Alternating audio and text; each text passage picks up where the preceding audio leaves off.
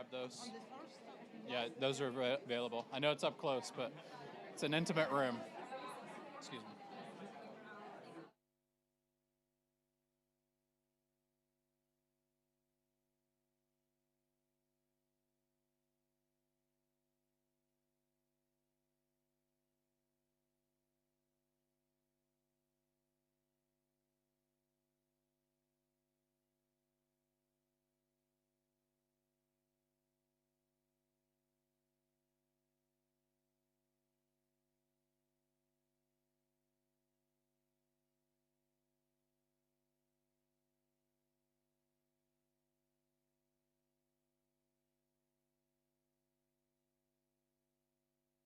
Hi, tech folks.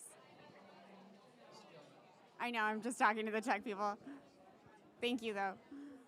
Thank you. Can you hear me now? Yes? Sort of? Okay.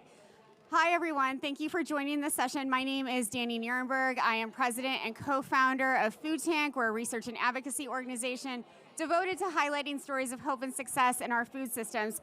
I'm delighted to be with you today just to discuss opportunities to encourage the development and consumption of alternative forms of protein while supporting the world's farmers and ranchers. That's key to all of this. And all of this can be in support of global food security.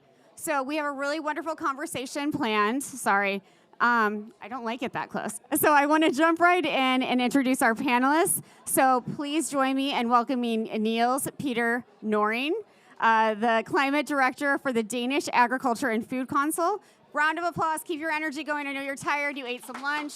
Keep it going. Tasneem, I'm going to mispronounce your last name. I'm so sorry. Kaurodia, the co-founder of New Form Foods. Round of applause. Shanu, are you here with us? It's nice to see you. And I don't have your last name written down, and I apologize. Saran, who is with Food Systems for the Future. I was just with Earthrin, so thank you so much for being here. And His Excellency Lionel Zinzu, a board member of the Alliance for the Green Revolution in Africa. I was just with Agnes, so thank you for being here as well. Round of applause for all of them.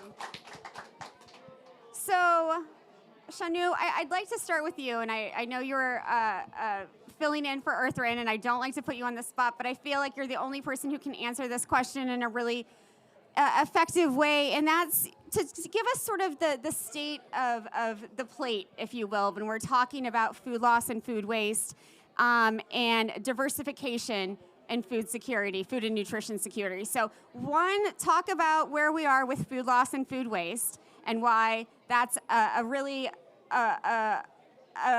strategic problem that we need to solve for the global South. Sure. Can you guys hear me? I guess this is working. I can hear me. I actually noted down, I did not know you were going to ask me this, but I wanted to get these figures correct. So food is the cause of 30% of all carbon emissions, and of it, livestock is about 2/3 of greenhouse gas emissions. The interesting part is global food loss and waste generates about 8% of greenhouse gas emissions. 1/3 of the food that is actually produced is lost. So there's 1/3 of the food that is just going somewhere, part of it into greenhouse gas emissions and part of it, I don't know where. And the global cost of that food wastage is approximately $2.6 trillion per year, including $700 billion of environmental costs and $900 billion of social costs, aka associated to health, affordability, and so forth. So coming down to how this could be key from a supply chain perspective, a health perspective, a climate perspective, these numbers in itself give us a huge insight into, I would say, an opportunity that's missed, and on the other hand, also, and it sort of shows the lack of focus we've had as policymakers, as producers, as consumers in this space. Thank you for that. I think that's a good overview. I just want to remind all of the panelists that the audio is a little funny, so we have to put the microphones basically in our mouth. I apologize. Shanu, I just want to stay with you for a moment and talk about diversification when we're talking about animal protein. If we're wasting so much food, if we're wasting so much animal protein, if it's contributing so much to greenhouse gas emissions, why do we need to diversify our protein sources? How do we do that? It's not just novel proteins, it's a whole range of things, which I'm hoping you can talk about. Sure, and I think it's also about like this entire context is important, right? Like when you were mentioning, Danny, about the global south, the story of what it is in the global north and the footprint we have from animal protein in the global north versus the global south. And something as simple as a consumer's, individual's carbon footprint in the US is somewhere like 20 versus like in Rwanda it's 0.2. So when we're talking about like diversification of protein, it is a diversification also keeping that nutritional aspect and that climate aspect in mind around what is stunting and so forth. So for us, a lot of what we are looking at is how can we in the global south make animal protein more affordable to the populations while ensuring it doesn't match up to the carbon footprint that you have in the global north associated to it, versus in the global south, we require it for better health purposes. Thank you so much. Niels, you have told me that when we're talking about protein diversification, that it is not an either or sort of question. And I'm wondering if you can dive into that for me. Yes, but I would like to start with some figures. And I think you should have these figures in mind when we have this discussion. It's 4 figures. The first one is 1.5, second 40, third 30, and the last is 0. Some of you know these figures, and perhaps some of you don't know the figures. The first one, 1.5, that's the figure you find in the Paris Agreement, that we cannot allow the temperature to increase more than 1.5 degrees. The second one, 40. That's the prediction in the global demand for proteins in the future. If we don't produce 40% more, we won't have enough proteins for the population. The third one, that's 30%. And 30%, that's in fact the emissions from agriculture worldwide out of the total emissions worldwide of greenhouse gases. And the 0, that's the percentage we are allowed to take more land into cultivation. And if you have these 4 figures in mind, you will conclude that we have to produce more by less. And some of you would immediately argue that we should also look at the demand side. And I fully agree, because we have to change our diet, especially in the part of the world where I'm coming from. We can eat less and we can eat less meat. But still, we need to produce more food with less inputs. The number speaks for themselves. Thank you, Niels. I appreciate that overview and all those great numbers. Tasneem, I want to turn to you. If we're talking about protein diversification, and these numbers that Niels has given us are very startling to a lot of us. But I'm wondering from a South African perspective, where you come from, where what we hear about at this conference is all the cellular agriculture companies that are coming from Singapore, or the United States, or in the Middle East. Why is it important for South Africa to have a protein diversification strategy that includes cellular agriculture? Thank you. So for context, I'm part of New Form Foods, the first African cultivated meat company, and today there's about 3 companies in Africa. And I think it's really important to have representation across the board, which is also why I'm very glad that this panel exists. For us, I'm South African, so I'm very passionate about the continent, and I think we often get left behind from solutions, which, is just a case of where priorities are and where funding is. I think often in Africa, there's a lot of solutions pushed onto the continent, and so my co-founder and I, who are both South African, were very interested in bringing a solution to the market that can also be localized. And I think we don't only need low-tech solutions in Africa, we also need high-tech solutions. And I think particularly, and I don't speak for the whole of Africa, but in South Africa in particular, the meat industry is $17 billion, and it's growing. That's massive for the country and the size of the population. And I think what's interesting in Africa, by 2050, we're going to double in size. And I think it's not just a case of, well, what is the protein that we're making now? It's how we're going to make more protein for that population that is growing. And it's not one size fits all. You need technology to accelerate this and accelerate the thinking. And for a lot of people who are on the continent, protein, meat as a protein, is seen as superior. And it's very difficult to now say, well, that's maybe not the protein you should be consuming. And so for Africa, what is critical is finding a solution that can also meet the needs of those consumers, of the growing population, and that would support food security and a lot of other issues that we're seeing on the continent. Thank you so much. It's a very good context to have. It makes me want to turn to Lionel. Tasneem talked about, people want meat, but I want to talk to you about beans, because Agro participated in the Beans is How campaign to really increase production of beans throughout the Global South and also increase consumption as a really necessary protein. And I'm wondering if you can talk about why Agro decided to support that. Beans.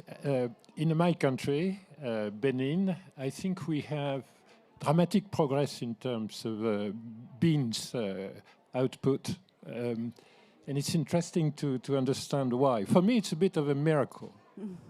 Because I would like to add 3 figures to Neil's figures. Lots of numbers. Which are 2, 25, 50. 2%, it is the part of the credit going to agriculture from both microfinance and the classic banking sector in my country, and I think it's the average of sub-Saharan Africa. 25% is the contribution of agriculture upstream to the GDP. 50% is the labor force, the percentage of labor force involved in upstream agriculture. Right. 2. So we have I consider as a miracle that, for instance, the niébé production is going up. And I'm amazed every day by the skills of our farmers. And in Agra, I think we have made a lot, they have made a lot for selecting the proper seeds, advocating for that, distributing. I mean, it's essential, this research work, advocacy work, and distribution with various channels. Same for fertilizers, and today organic fertilizers. Same for regeneration. So Agra, across the continent, has, how to say that, convinced by convincing pilots that we can do it. And we do it despite the credit crunch structural for agriculture. Having said that, it is not affordable for the farmers not only to deliver what is needed in terms in volume, but the questions that you have raised in terms of quality with the high protein content, which is absolutely essential for the population itself. I mean, for the world, for exporting, but starting with the farmers themselves for the quality of their diet. Right. And it's just not affordable. So we have the technical model. We have not the financial model. We have the technical model. Really, in Benin, in the center, the same farmer on the same land is making today 35 tons of cassava and can do niébé, beans, and soy. So high-level protein crops. And for the cassava, at a 35 tons per hectare in terms of yield, 5 years ago, it was 5. So you can make you really can make the progress. We have the panoply of tools. We have nothing to make that affordable as of today. And it's not rocket science to make that affordable, but you have to address energy, water, logistics, all that being profitable. You can absolutely self-finance that with the progress. But as of today, it's not at scale at all across the continent. So, Shanu, that makes me want to turn to you. How do we get it to scale? How do we make it profitable? So that's so interesting because like I'm hearing the solutions, right? And it's like so much about like sort of local, like think local, act local, and in a way think global of like what's happening in the world and how are those trends influencing us. The way we have chosen to think of scale is a project that we're developing for Rwanda, where we walked in very much with that purpose of how do we address animal source foods consumption being so low, it's unaffordable, inaccessible. And we looked at it from a supply chain perspective, realizing that the chicken and the fish, an egg, for instance, in Rwanda is 20 to 30% more expensive than its neighboring countries. Wow. The reason for that is it's a landlocked country, and what these fish and chicken are eating is basically imported soy. Now, imported soy that is pegged to global prices, and that is also competing with human consumption. How do we replace a protein like soy, because that is inevitable in the diet of the chicken and the fish? And we came across this solution called the black soldier fly. Now, this little, it's actually larger than your house fly, so not that little a fly. But this particular fly has a very high protein larvae, like 20% more dense in protein than soy itself. We, to talk about the scale point, decided to partner with a Dutch company, Protex, which is one of the world's largest in this space. They're going to do the technology transference. The company is Rwanda-based, but it also hits on a lot of things simultaneously. These flies eat food waste. So we're taking away waste from households in the landfill, lowering the greenhouse gas emission footprint of the city. These flies are going to grow in very good conditions, climate controlled, so there's going to be no air conditioning issues like this, otherwise we lose all of those flies. And the larvae is replaced in the feed. So our purpose of that is to be bringing stability of input price to chicken and fish so that we can, over medium term, lower the pricing of eggs, chicken, and fish in itself. The beauty is, along with that, we get two other products. A lipid oil, which is also used in animal feed, so don't think too much about it, but it does replace soy oil, for instance. But the beauty is the frass, whatever is left behind, is basically a biofertilizer that is rich in chitin, that basically is soil regenerative. And that becomes a separate product that we can put in the market, accessible to farmers. So farmers will get access to the protein instead of soy. They will get access to fertilizers that is also soil healthy. We're starting this at scale. There is some of this work being done across the continent, but we are going at a scale level so that we address it as a systems solution rather than an R&D input into the sort of the mix. And for us, it's all about partnerships and to be able to bring like innovative finance along with it to be able to drive both impact that is touching greenhouse gas emissions, protein, and soil, while simultaneously running it as a commercial business. It's so exciting. It's a win-win-win. It's beautiful, as you said, and it's just so common sense and practical. I know, Lionel, you wanted to make a comment. Yes, thank you. It's an example which is topical. I mean, it's the toolkit is there. The profitability and sustainability is proven. Right. You have the necessary skills in the manufacturing industry and so on. That's what is the most moving, in a sense, that the toolkit is there. But it is in Rwanda, in a part in Rwanda, and the question is, how do we scale up? Right. And I wanted to concur with Shanu on the first remark, the waste.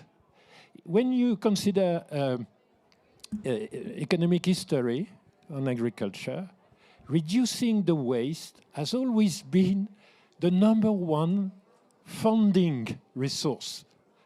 That has been proven in Europe, in the USSR, when USSR has vanished. It's essential to reduce the waste. And the numbers were very, very important. I mean, how could you, in an industry, agriculture, in Africa, which in terms of value added, is somewhere around $700 billion. How can you afford to waste in the livestock as well as the crops 200 billion? Remember that in Africa, the public development aid is somewhere around 60 billion. What would it be, what is just lost without the multiplier of losses, but just the immediate loss is that everywhere to capture those waste, reduce them, is absolutely urgent. And in this COP28, AGRA has announced that the Green Climate Fund was giving a 100 million grant to show and prove that we can reduce the losses, which is a question of energy and a bit of organization and logistics. But it's the first gesture, quite spectacular, to say we can self-finance provided that we recapture the wastes. By going down from 30% of the volume, lost, to 10% would be the resource if you want to cultivate change. So I wanted to make the liaison in between what you said first. It's unbearable. Right. Unbearable for environmental It is risk, unbearable, yeah. as well as socially unbearable. But it can be recaptured. It has been done in other societies or other countries, and we can achieve that. Because to go to scale is easy because really we have the tools. We know the solutions there. Niels.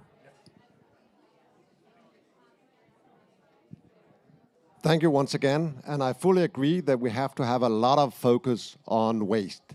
That's a big, big problem. If we want to feed the world in the future, we are not allowed to have so much waste, food waste. But I would like to go back to the production of proteins. We have to produce more. I mentioned 40% more in 2050. And I would like to point out 3 strategies. First of all, the traditional production of plants and animals in the fields and stables can be done much more efficient in the future than today. We can improve genetics, we can have new stable techniques, new feed additives, etc. Secondly, we can produce new and more proteins by using fermentation and other techniques. A lot of companies are working in this field, and it's very, very useful, but all of these techniques use sugar in one way or another. And the sugar comes from the areas.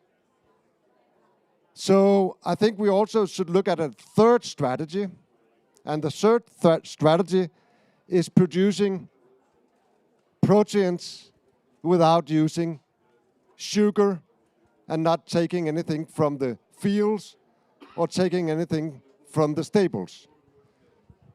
We know power to X, but we also have power to proteins. We can, from the atmosphere, create vinegar.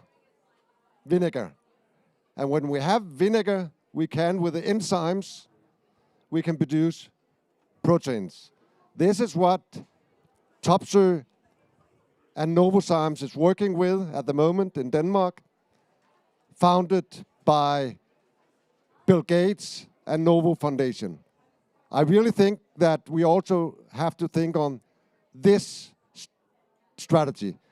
So we have to have focus on all 3 strategies. It's not either or, it's both of them.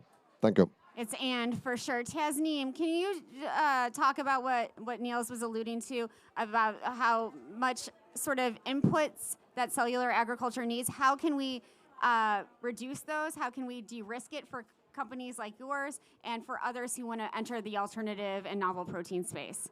absolutely. So just maybe for context on the process and the specific inputs, briefly, for cultivated meat, we need to take cells from an animal, wherever it's sourced.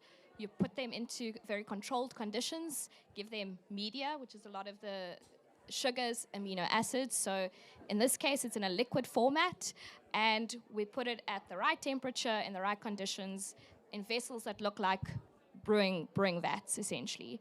In terms of those inputs, a lot of the inputs when we first started were all pharmaceutical grade. That's obviously not scalable. What we have looked at, and what I think is quite important, is how do you localize your supply chain for where you are, and how do you use inputs that already exist? I mean, as you mentioned, sugars is one of them, but one of the other things that we've looked at is soy hydrolysates and other things that can add the same content but are from a localized supply chain and can also hopefully bring the cost down. I think one key thing to hopefully getting this to mass market is getting the cost down. And so that's from the infrastructure perspective, but that's also from an input cost perspective. And so I think it is quite important to look at the local ecosystems and look at what is important there and try and find solutions within that. And so we've looked at our local value chain, but I think across Africa, there's also different things that are being produced and different ways of using land that currently exist and moving people and transitioning, and which is quite important. And so there's ways to do this at scale, but looking at what exists in your ecosystem to drive that cost down. Thank you, Tasneem. I'll come back to you to talk about this transition and how farmers and ranchers can be involved. But Shanu, I know you had some comments.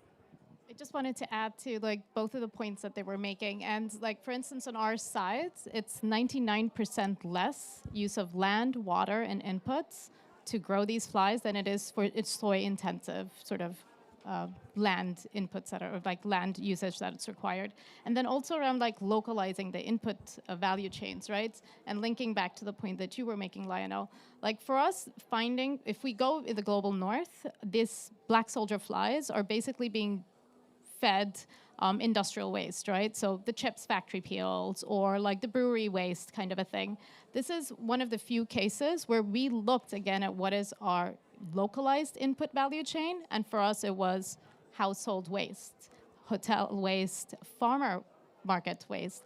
I know that we want to obviously address that as a point in itself versus just consuming what is available. So we are also working with the city of Kigali to develop a program around household sorting, which doesn't exist right now, and then also how do we create the knowledge to waste less.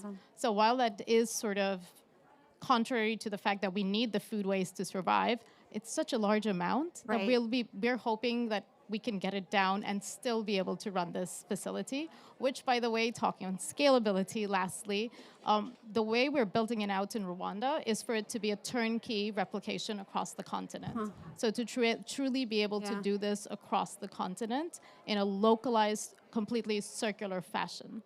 Shanu, does that make it more investable? I'm not sure that's a word. Yeah, it is. I think it is. Look at my little Oxford dictionary. Does that make the finance easier to get? Yes. The investment easier to get? Yes, in the sense of we're trying to de-risk everything from a local perspective, from an input perspective. A lot of times investments are looked at from the output perspective, right? Have you got your off-taker contracts, etc.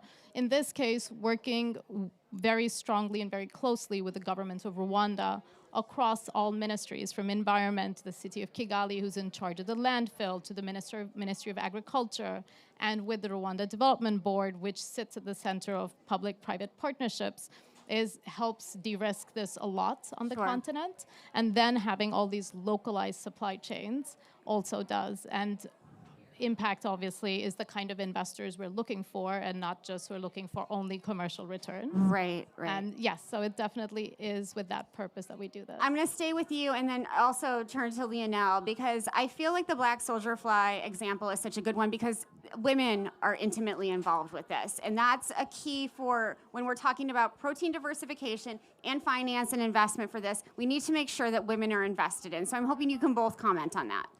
And I think the important thing with that, so one is women, because they're working in the food waste chain. They're the ones who have the small chicken farms. fish They're farms. growing beans. They're growing the beans. So like definitely very women-driven value chains in that sense, if we can call food waste a value chain. And on the other hand, also about job creation, right? Like what this is doing is not only creating more technical jobs in the space of production and manufacturing itself, but also all the ancillary industries that come with it, which would be around the fertilizer and like having a complete development of a product there that goes to market. And also on the food waste side, like such a large population is involved in that aspect. And so how do we make this job creation a stronger technical proposition for the local economy is also sitting there. Thank you, Lionel. I'll get to you. Thank you. I'm not very anxious of what Neil said. We have to make much more for less because we have less land, less resources, and so on. Because the gains of productivity through the sort of initiative which has been described, what I've said about cassava and so on, means we will have unprecedented progress in terms of productivity on the same land. I'm more anxious of the connectivity of our farmers with the markets. Because in a sense, in many parts of our continent, when you grow the crops, you have difficulty to value that just because you have not the proper conduit to the market. And even when it's organized, take the cotton value chain in a country like mine or Mali. We pay the farmer 250, we export at 750. The margins, the surplus, what could be used to have a stable food system is captured by intermediaries. You have not the cooperatives to massify, mutualize together for the farmers the access to the market. So who does that work? A lot of intermediaries. As you have no financing, you have the loan sharks taking a significant part of the value. You have the cost of informal and inefficient transport, which make the ton going from the north of Benin, from Niger, to the harbor far more expensive than going from the harbor to the export market in India. So you have this difficulty to access in normal, rational way. So the consistency of the value chain is very important. And also the usage locally. For instance, in terms of biochar, you were speaking of soil regeneration, which is absolutely essential. We have an important project there, industrial project. But the president of Benin said, we will develop that and invest in that, but it will be forbidden to export because I have a need locally and I don't want to export the biochar. The biochar has a lot of merits and also originate carbon credits and so on, but I don't want to export to Saudi Arabia because I have more urgent need. Right. So developing all the local usages and the local markets and rationalizing when we have to export to the neighboring country, and that is absolutely essential. The new factor is that you have funds, and for profit, and not philanthropic funds or NGOs like Agra or you or everybody here. Sure. No, you have a business model to rationalize the value chain and work with the off-takers and all the immediate elements of the chain. Because, for instance, the infrastructure funds start to consider that above airports, roads, and energy, a sort of cold chain system or a water mastering system is an infrastructure. And it is a huge source and new source of financing. So this consistency is very, very important. But some progress are probably close by now. The consistency is absolutely important. The connectivity for farmers to markets, absolutely important. You did not answer my question about women and why they need to be included in this. So I want you to sort of talk about the role of women farmers in growing beans as an alternative protein source, or as a protein source, not an alternative one. We are one of the countries where women are billionaires. Right? Nana Benz, I mean, we share that with Togo. Yeah. No, but it's absolutely central. I mean, in terms of equality, because we have a paradox. Even in the provinces where we make progress, you do not see poverty or hunger going down. Why? Because of inequalities in the distribution of incomes, because of no access to ownership of land by the women, because there is no respect to the fact that they contribute by auxiliary jobs to the family of a farmer, okay? All that is not respected. I mean, we make progress, and in a matriarchal country like mine, maybe a bit more than somewhere else, because in the trade, our billionaires are women. Okay, so it creates a bit of a bias. But it remains that inequality is one of the major obstacles to consistency of the food system. Absolutely. Equality and food justice are key to all of this. I'm going to turn to Tasneem next because I want to talk about what Lionel discussed about this connectivity to markets, the ability to be able to have a supply chain that actually works for farmers and entrepreneurs. What do you need as an innovator, as an entrepreneur, through the market for it to work for you? I think this is quite critical. And I think when we first started, we were naive and thought we could do it all. And I think this is the technology, this is the thing that's going to be the best thing. And I think that's simply not true. You need multiple solutions and you need multiple stakeholders. And so as we've progressed, I think our thinking has also progressed on what that value chain looks like and where we fit within that value chain. And so we've, over the past couple of years, has started to think about where do we sit, and our focus is really the technology. And then we've worked with quite a few stakeholders up until now. Some of them are local, some of them are international, but some of them also support what does it look like from a distribution perspective, what does it look like from input perspective. And I think it's a multi-pronged approach. I think it's looking at engagement across the board, looking at we've got farmers that we've engaged with, and they're quite interested in how do they stay relevant within the space. And so is there support that we can have for what they can potentially transition to? So we're engaging with the farmer on some of the inputs for our media. That's from one aspect. I think across the value chain, there's also food producers and retailers that have many stakeholders within them, and they're also interested in where does this technology sit and fit for them. I think it's very difficult for one company to do everything. And so one thing I will touch on is just that there is also an NGO that's looking at how do you take biotechnology, so technology that we're working on, but other technologies, and work with multiple stakeholders within the space. And so it's rather about bringing them all together to work on solutions for food security. And we're quite excited about that, to be able to support that using our technology, because everything we do may not hit a mass market immediately, but they're looking at how to take that biotechnology and actually supporting it. And it's looking at those stakeholders and looking at how do you move people from the farms that they do have, but to think about transitioning them to a different source of protein, or different inputs that they're making on their land that can contribute to this diversification of protein. So important, and those coalitions and those partnerships and collaborations are key to helping you as an entrepreneur do that. Niels, you have lots of comments, I feel like.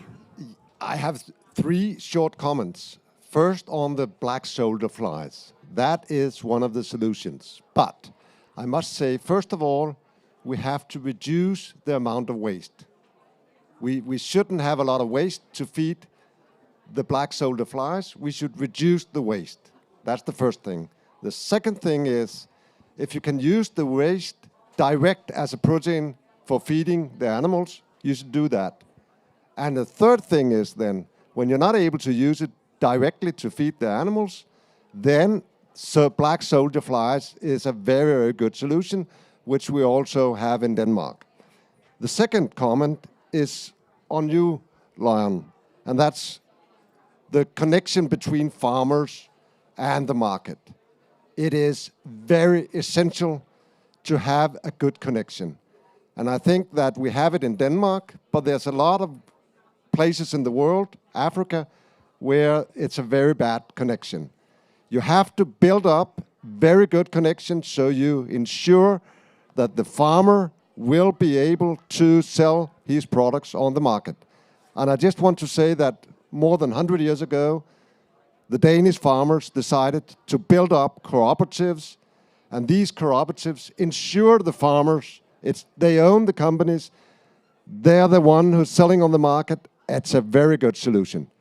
And the third thing about the women, we are supporting, or one of our dairy firms are supporting a big project in Nigeria, building up milk production and dairy production, and they have special focus on employing the women.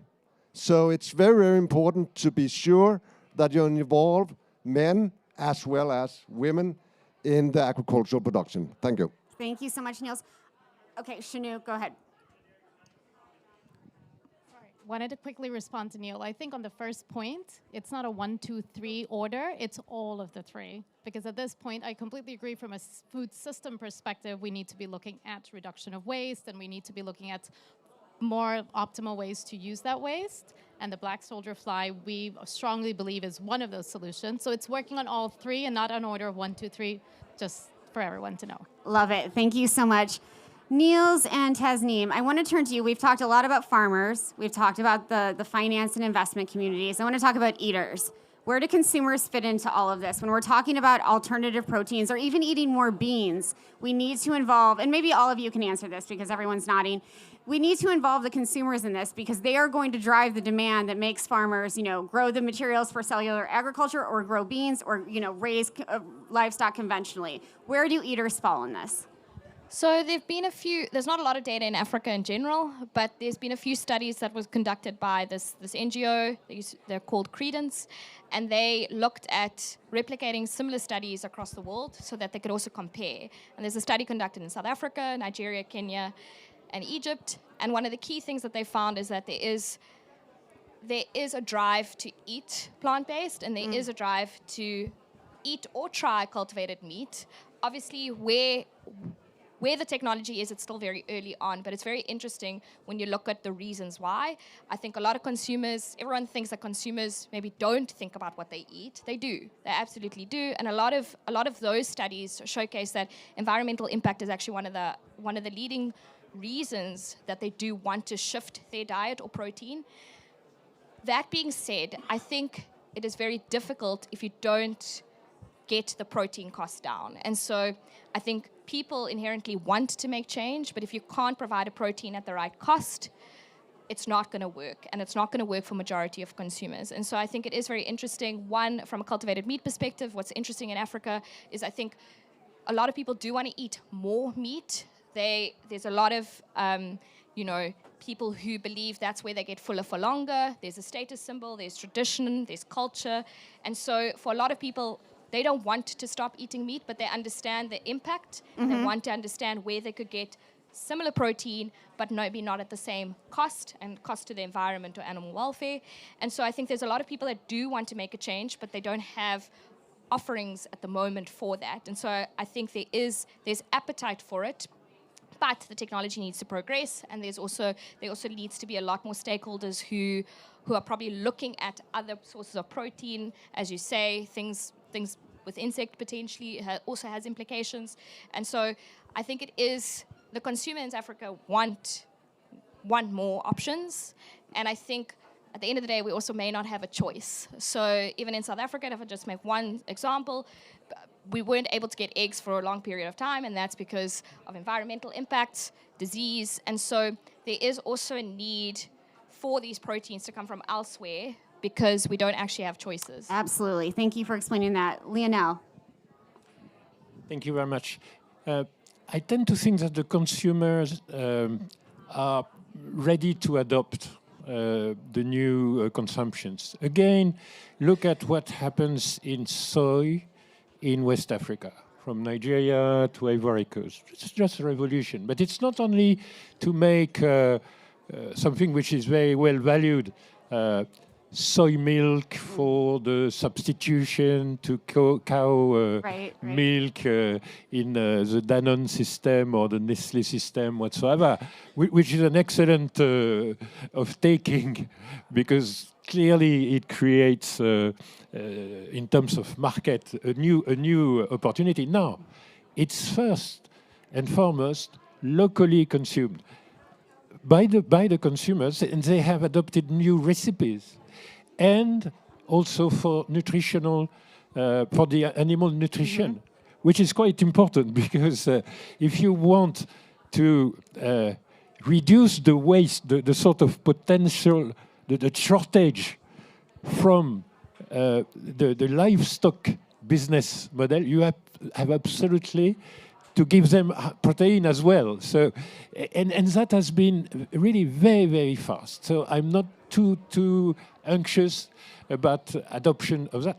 And that not because we have made an NGO or a governmental move, because the market is there. I mean, let's be a bit confident in some of the market tools to do that. And for soy, it came quite well.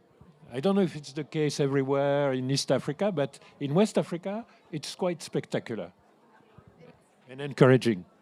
Shanu, did you want to say more? So yeah, I guess just maybe quickly on it, like in our case, when COVID happened and suddenly we were like, we couldn't continue to develop the project. And we were like, how can we still learn more specifically from the consumer perspective, knowing the price differentials we had around eggs and so forth. So we worked with the government, who was handing out to the basically daily wagers who were unable to leave home food packages, right, to keep them at home during COVID. And on the other hand, we had poultry farms who were going to cull their chicken because they had nowhere to sell it, talking about markets.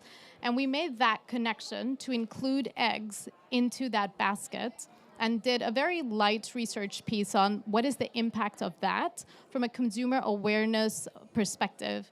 I mean, something as simple as went back to mothers who were like, we actually don't know how to prepare eggs in more than one way. Wow. To the other thing of like, how many eggs can I give to a child? So like things that we take so for granted, our work really at like Food Systems of the Future is focused on how do we get the underserved communities who have the affordability issues and the awareness issues to come along on this journey. And I agree completely with you, Lionel, that consumers will adopt, especially if the price points are right, they will adopt friendlier, friendlier, let's say, proteins, and friendlier both in terms of pricing, environment, and knowing how to consume it. For school feeding. I was going to mention just that. So one of our strategies, again, because the ultimate aim of the game when we started this was around nutritional improvement and underserved communities being able to access affordable protein, is the school meals programs. I mean, if we look at what's going into these school meals, I'm not sure how much of that I'll call nutritional versus caloric. Right. I'll leave it at that. Thank you. Niels, I want to talk about the eater. Yeah, I want you to talk about eaters and consumers and your thoughts on how we drive this change to different kinds of proteins so that there is more protein diversification in our diets. Yeah, there's no doubt. Food is about proteins. Food is about nutrients. But food is also about taste, freshness, texture, experience, and traditions. Joy. And it's very difficult to change totally from one day to another. So, in short, as you already have mentioned, the consumer do not find that a food product is attractive if the price is not the right. So there's a question of price, and then you have to educate the consumers to choose the healthy and the right products from the shelves. And this can be done, for example, by the school meals. That's a very good idea. So you start with the children give them new traditions, and try to build up new consumers, because we cannot just produce a lot of new things and think that the consumers will eat it. Thank you so much. I want to leave time for Tasneem. Did you want to go? I want to leave a few minutes for questions from the audience. Yes, right here in the front. Thank you very much, everyone. My name is Suleiman from Nigeria, and I'm happy that you ended up with identifying tradition, because culture, the taste is important. So you have a situation where people say, I prefer to eat barbecue made with firewood than made with something else because there is an aroma, so that's important. Culture, again, because some of the animal farmers is cultural to them. The nomadic people in most of Africa is cultural to them. There are women who keep animals, small animals. So it's cultural. So I like the language of protein diversification. Right. As long as it's not removing, because for some people that is all life means. So you find women who trade the cheese and all of that. So it's important to put that. But I love this conversation. Thank you very much. I think it goes back to what Neil said before, that it's an and. It's not either or. It's really and. Yes, thank you very much to all the panelists. Actually, I don't quite agree on the fact of the culture and everything, which definitely it's true, but this is when we are thinking on a short-term basis. When we look on a long-term basis, which is the time of change, let's say 20, 25 years, then going back to the education system, to the nutrition system, we can do something. As we all know, when you look at the world, all type of dishes are on the table. And me, coming from a country, may not like another meal coming from another country, right?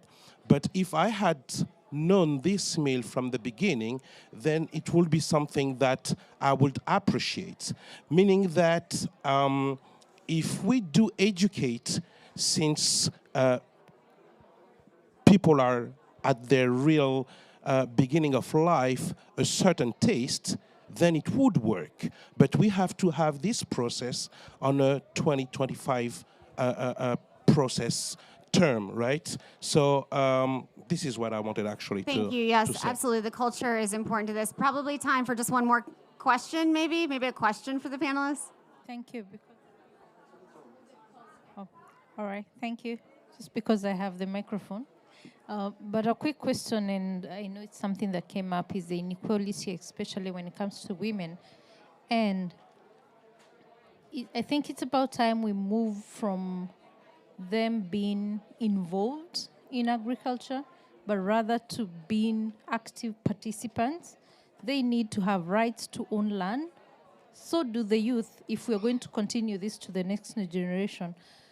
How are we making sure that the women and the youth actually have a stake, and that is by one, owning the land? Round of applause for this woman for bringing this up. Thank you. I'll leave it open to the panel. Shanud, would you like to go first? Sure, I can try. And then Tasneem. Sure, and I completely agree. I mean, I'll use one of my older hats, like having worked with like smallholder farmers across Africa, the entire continent. And the biggest issue we would run into is not only women owning the land, but it's being allowed to participate. So you talk about cooperatives. I remember in Kenya being at this really large cooperative. There was some of our largest producers. Walked in and there wasn't a single woman present. I looked around and I was like, what's happening? And they were growing sorghum. And I was like, why aren't there women here? And they were like, oh, they have to go and like, they're finishing lunch up for the kids and coming. Beauty. The two women who turn up had more land holding and were doing more with our program than any of the men there, because men did not understand the risk. So I think in that case, it's not only about having the rights, but it's about that participation and how can we actively, sitting on the other side, drive it. And I think for that, it's just, honestly, it's you and me and the system that we have to work with. And how can we change that system? It is through governments. It is through what are the cooperatives' policies, how are they developing the cooperatives. It's about the intermediaries. Do you know how many, the majority of the intermediaries are men and not women? Because the women are the one who are doing the real work and the men are the in the middle making the money. Yeah, exactly. Thank Yeah. Thank you, Shanu. No, I'm going to give it to Tasneem next because we're about to end. I give And you- thank you. Thank you. You can discuss afterwards. Maybe I'll just add, I can't speak for fixing a system, a very systematic system, but I think with new opportunities, so new proteins that are being produced, I think there are people that own companies that are working on protein diversification. I personally think it's a very important issue, being a woman. And so, from our perspective and what we can do on an individual level is ensure that women participate. To be honest, the skew on my team is more towards women anyways. That wasn't not necessarily intentional, but it is always top of mind. And I think it is very interesting with new technology, new types of doing business. I think women is at the forefront of a lot of thinking. And I think with more women moving into these spaces, there is more thinking towards that. I don't think it fixes the system, but I think there are people that find it top of mind. And I think it does have to happen on an individual level. I can't speak about government or other things. I think those programs also need to happen. But from our perspective, or a founder in the space, I know how important it is to have women in representation. And we have 50% representation on the panel, not the host, but on the panel. And I think that's great for kind of the conversation and starting the conversation. I'm going to let Shanu have the last word, even though I wanted a young entrepreneur to end. Oh, yeah, that is true. She is younger than I am. Let's not put that out there. This is not being I wasn't live saying streamed. you're old. You're very young, no, too. I meant she's younger than I am. So I think the last little piece I wanted to add around is who controls the money. The majority of financing is sitting with men, and men are investing in men. So we need more women sitting on those investment committees, boards controlling the finance is the big deal that we need. Bravo. Thank you. Thank you so much. I want to thank our wonderful panel. Another round of applause for them, please. Bigger. They deserve it. And thanks to all of you for being here today. Really appreciate it. Thank you. I will answer.